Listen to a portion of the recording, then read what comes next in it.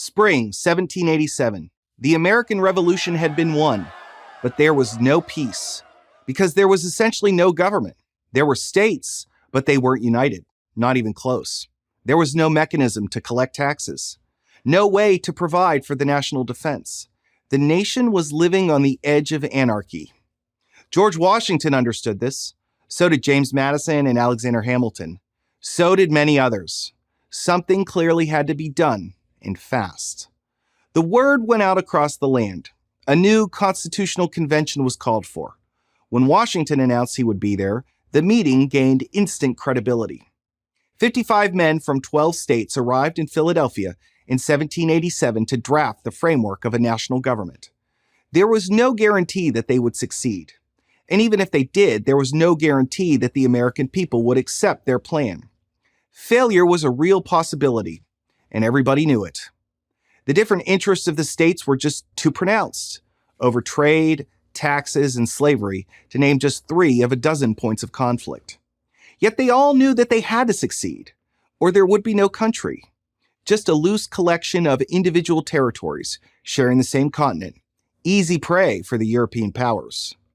Not only was America's future on the line, so was the glorious principle of self-government, as stated in the Declaration of Independence, the reason for the Revolutionary War.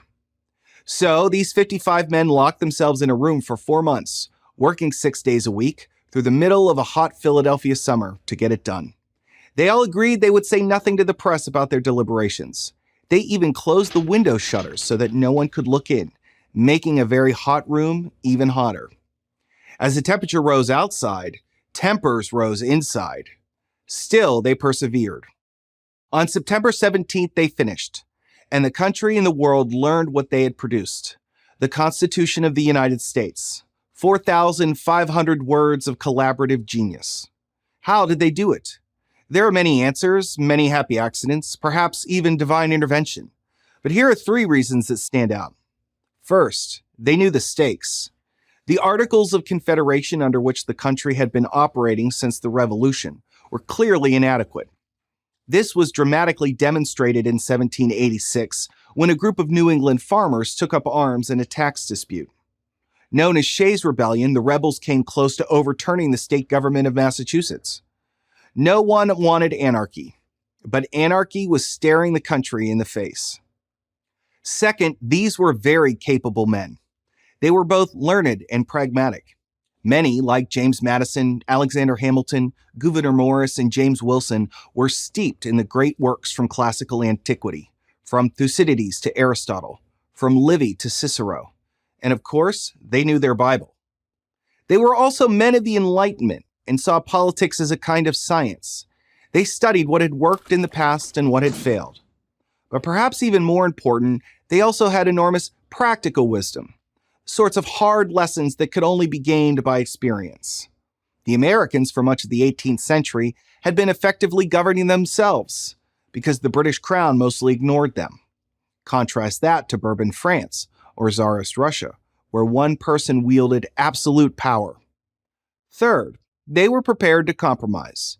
Perhaps the most extraordinary feature of the Constitutional Convention is that they stuck it out. The delegates disagreed on almost everything. They disagreed on how power should be divided.